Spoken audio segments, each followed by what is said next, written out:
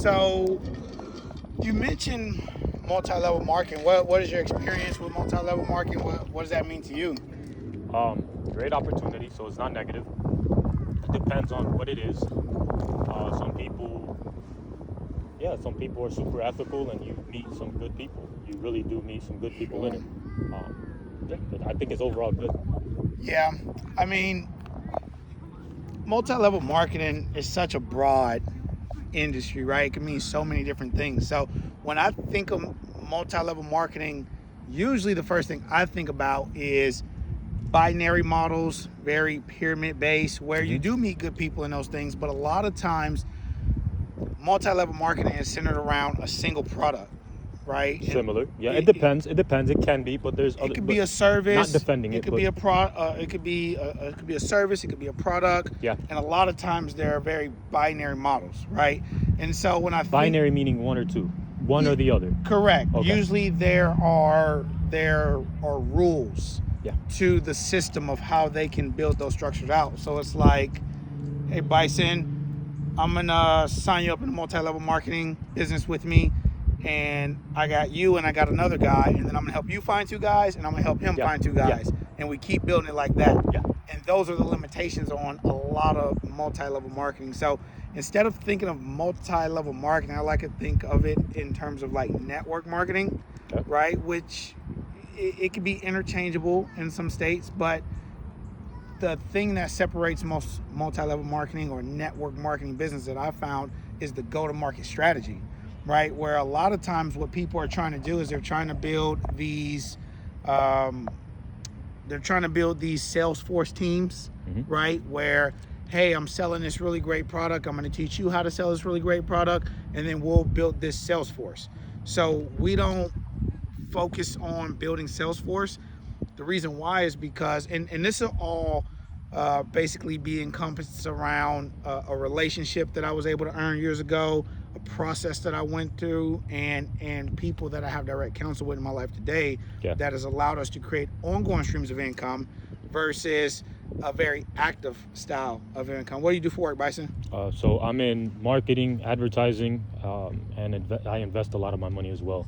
Okay. As far as 9 to 5, I operated a tow truck until I got injured. Okay. But those are the things that I've been involved with. And I understand fully this is not I have to actively work in order to make income when it comes to that. Sure. So you make money passively in terms of you're not trading your time for you put in the work, but you're not trading your time for it. Correct. Well, and just to bring some transparency, I still work a job right now. I have a 9 to 5 job. I'm an IT recruiter.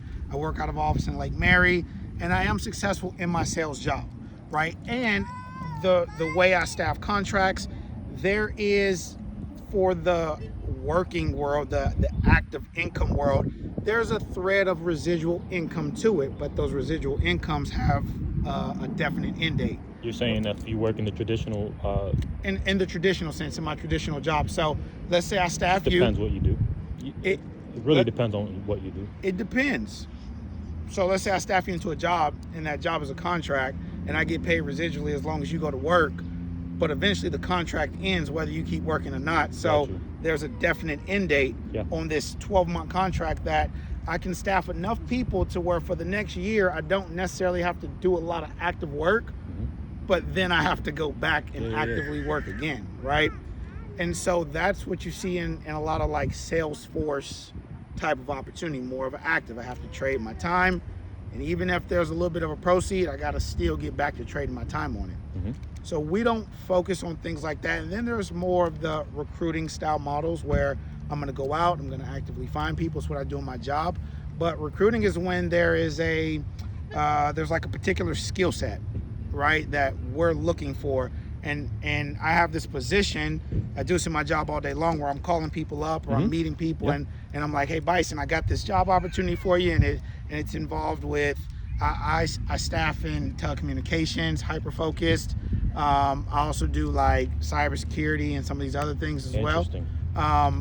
You know, I do like aerotech, and I work with like NASA contracts. So I do a bunch of different things in the IT world. But Helping people get into that space, pretty much recruiting people that are qualified to work in those positions. Correct. And at all levels. You can be entry level, just kind of breaking in, or you can be the most senior project manager, and I work on all these different contracts.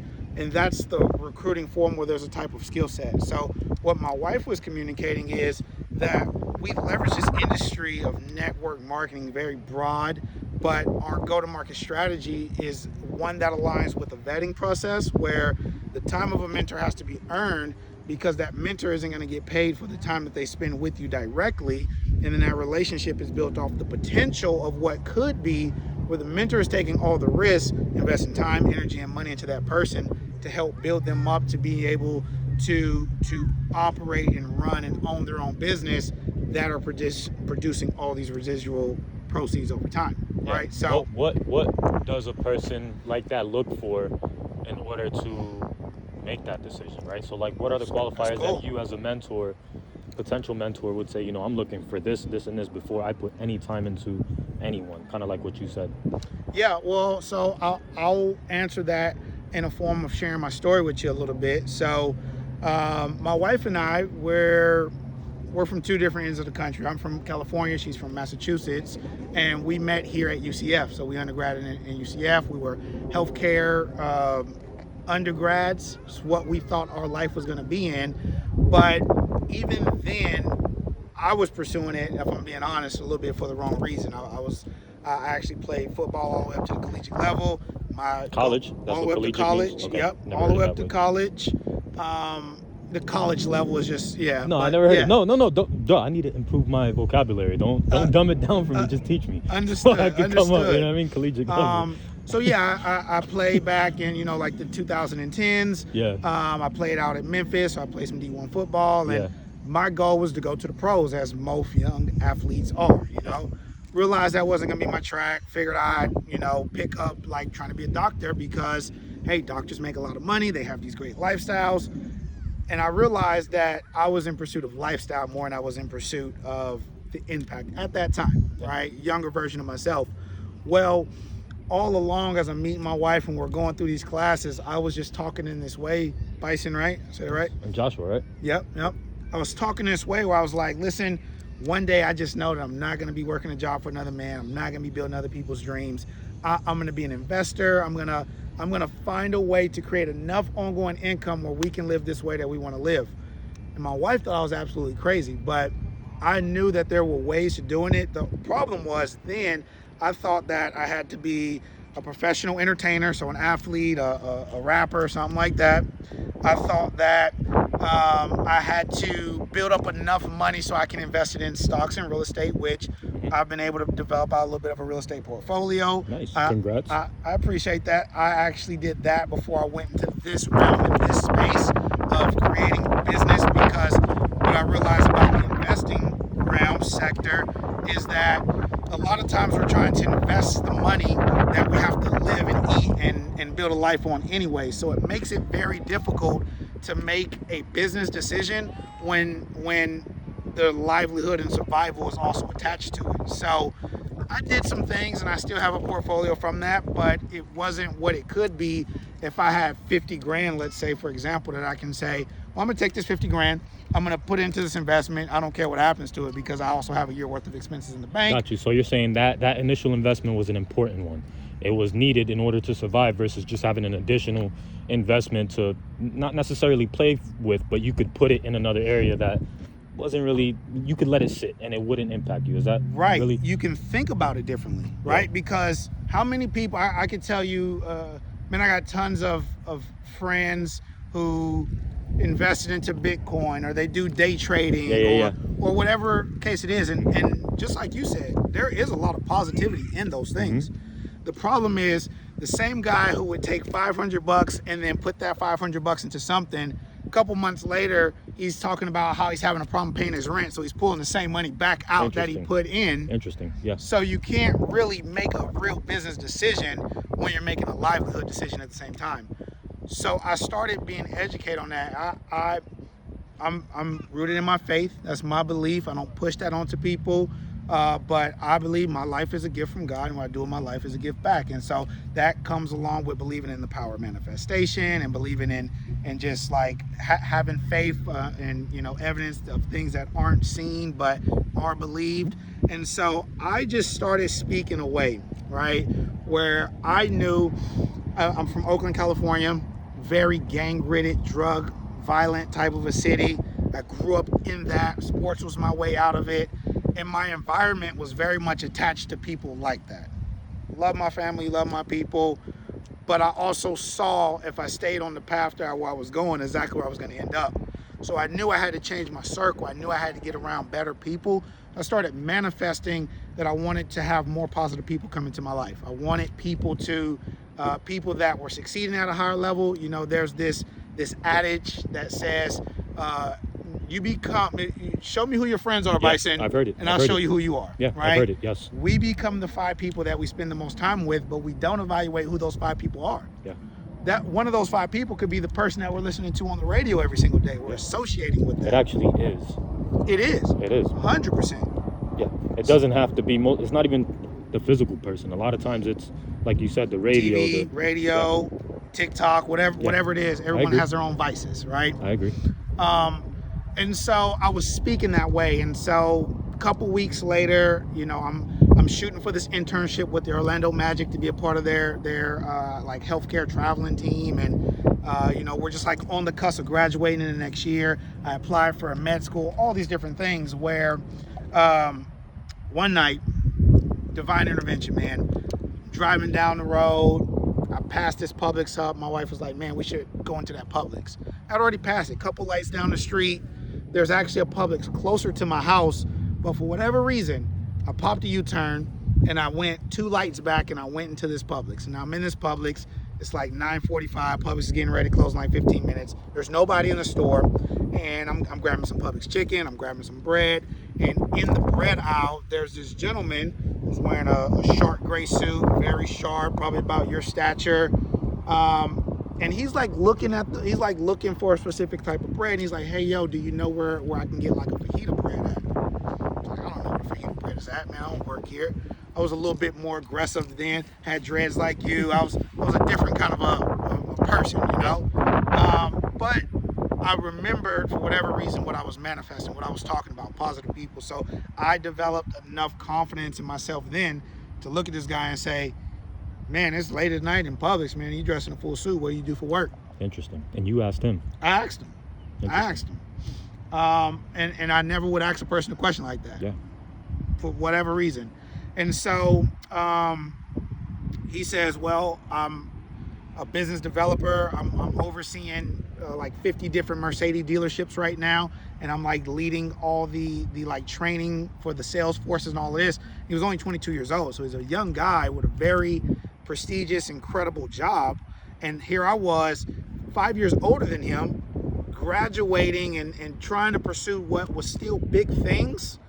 But he seemingly had already like kind of figured it out. Mm-hmm. So I was kind of almost seeing a route through him. Like, man, this guy's probably connected. He could probably hook me up with a job.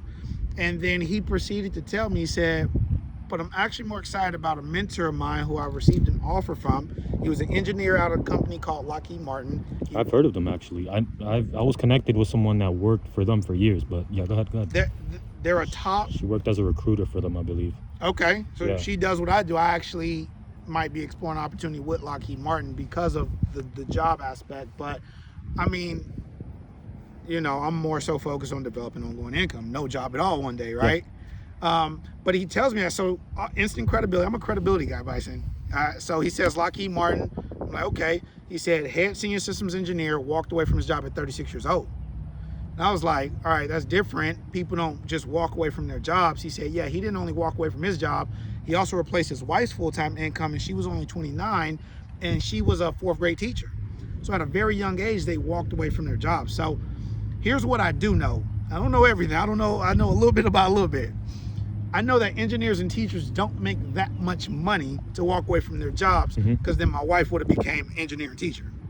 So what did he do? Had to be stocks, had to be real estate. I was doing some real estate things at the time. So I'm looking at this guy as a route, as a method. I'm like, man, that's pretty cool. How can I meet that guy? Can I talk to him? And he was instantly skeptical of me. And he was like, well, I'm not just going to open the door and introduce you to the guy who's changing my life and who's going to help me walk away from my job at 26 years old. But what we can do is we can stay in contact. We can grab a cup of coffee. And if we can develop out enough relationship, we can see, hey, does it maybe make sense to start out a vetting process where I can educate you on some of the things that I've been able to learn and able to do. So long story short, he took me through an 8-step vetting process where it was all educational based. He taught me about the economics of distribution. He taught me about the paradigm shifts in the marketplace and just these terms that I had never heard of before. Where after about a 2-week process of being educated, at the end of that, because I was ambitious enough, because I was looking for more, he said, you know what, we're willing to take you under our wing. We'll mentor and coach you over the next handful of years. And we're committed to helping you develop out a $40,000 to $60,000 income outside of your job so you can go off and live your life and do your dreams and goals however you want to. And through that, there won't be this like, let's sign some paperwork and let's build an LLC type of a partnership. There'll be this vested interest partnership where we know that we're going to take all the risks.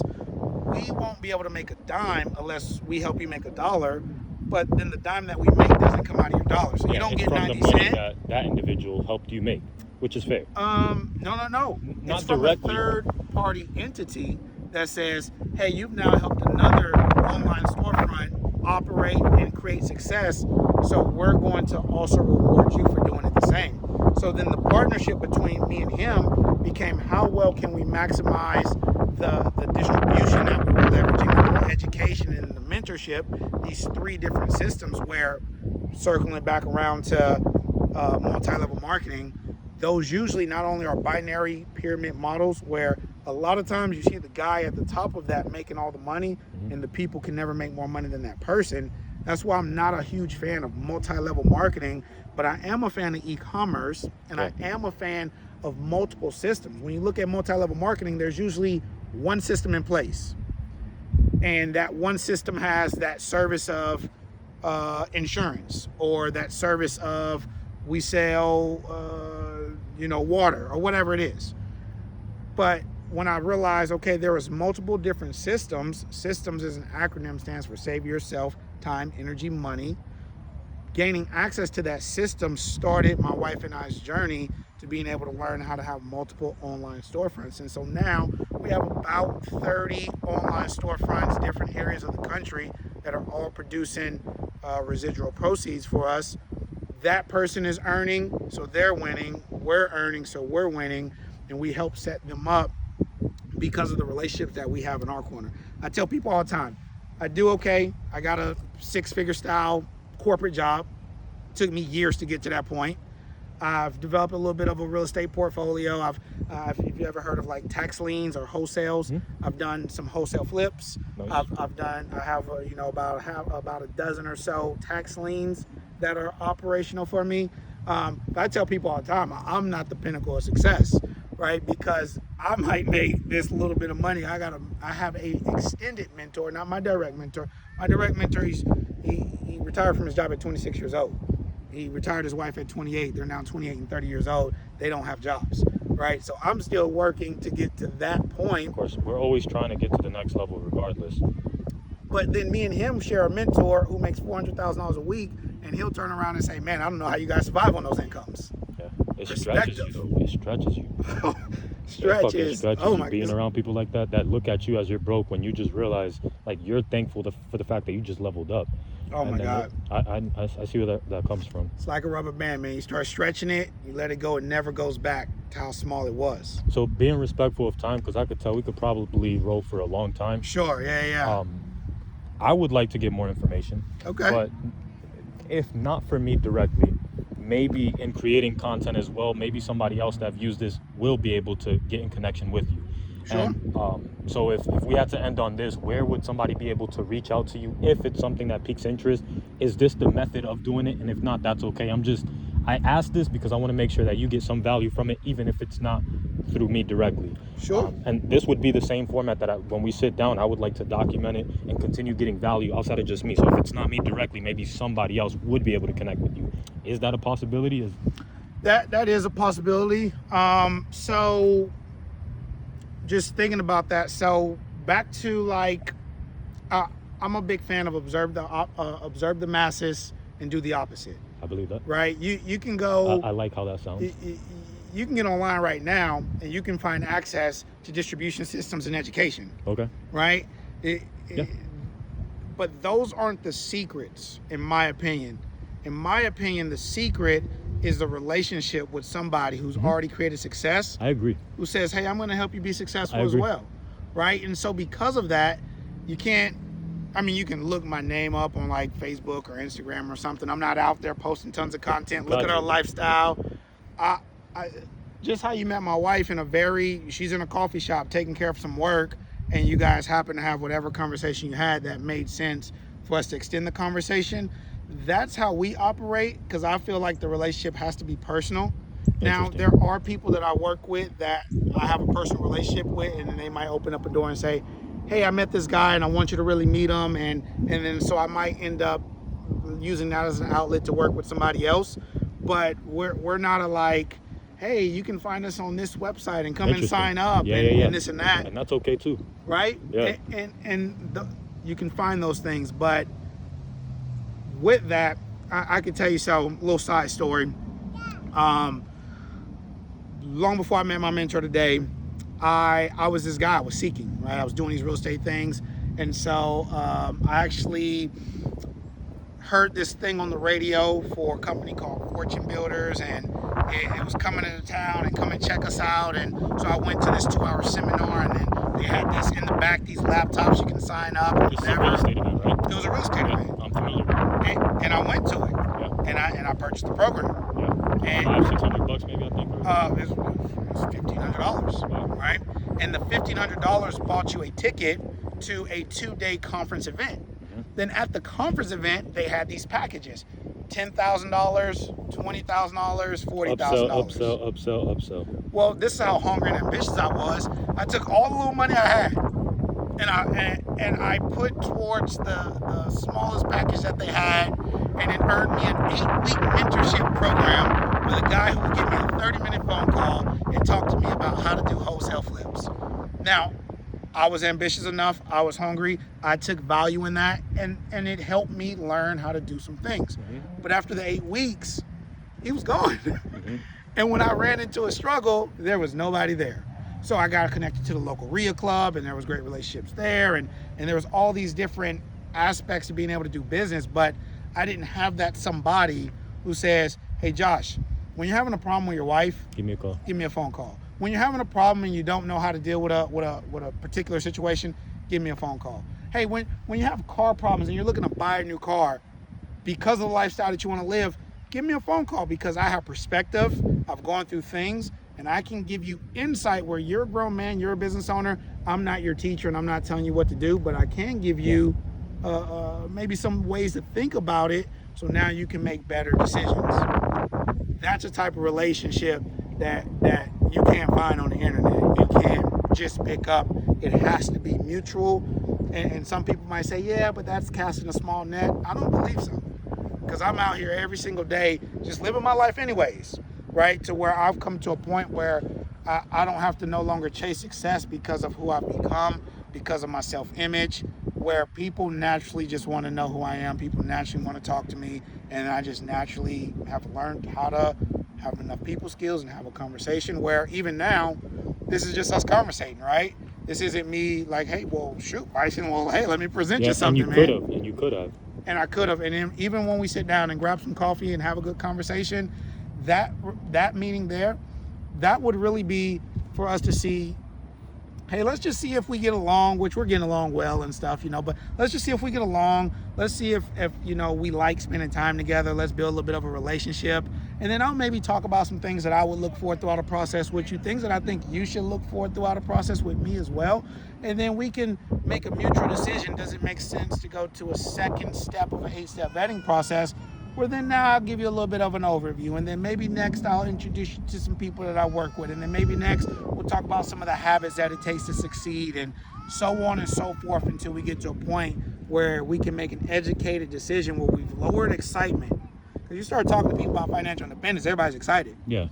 So So my you goal, have to our get to goal, practicality. Like, let's this is what's required. let's lower the excitement. Yeah. And let's raise the education. And let's make a real decision on, hey, should we stay connected? Yeah. Would it take value? Would this documenting my? So this is not just our conversation. I document everything, my life. I do a lot of vlogging and stuff. So that's the reason me doing this, like actually having the confidence to say, "Can I record?" Right? Do you think that would take away from that actual value and transparency and genuinity of your process? Do you think that would affect it? What's your perspective on that? That's a great question. I mean, this is the first time for me in this Bro. light. Yes.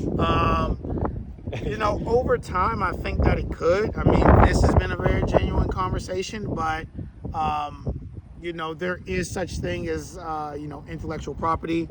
You know, absolutely. And then so you start getting into a space where, remember, observe the masses, do the opposite, and then the very thing that we're trying to prevent, which is the very thing everyone else is trying to do, is to get out there. We're actually not trying to get out there. So over time, that could hinder certain things that would want to be talked about or shown, that we maybe would say, Understood. That makes sense. you know, And I respect that too. Yeah. I wouldn't be opposed to that. I get it. There's certain environments where obviously this doesn't make sense.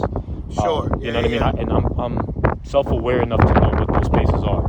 You know what I'm saying? I wouldn't sit here and go to your mentor, for instance, and Right. That's just the say, next you know what I'm layer. saying? Like I do this as well because I want to observe, and I'm gonna watch this for myself. There's a lot of things that I don't see the first time, right? Sure, So that's fair. my perspective is one thing, but when I watch this again, I'm gonna be like, how did I see that? You know what I'm saying? Interesting. So like, yeah. Interesting. Yeah. Well, this has been an interesting conversation, man. I'm interested to really learn more about you over time and your story, and just like what upbringing was like for you, and how you got to this space of like documenting everything. So that's like what we would do when we sit down the next time for coffee. And so why don't we exchange contact information? You get my number, I get yours. Cool. I'll shoot you a text, and then You have your phone? You can just text me now. Yeah. I'll shoot you a text right now. Let me see.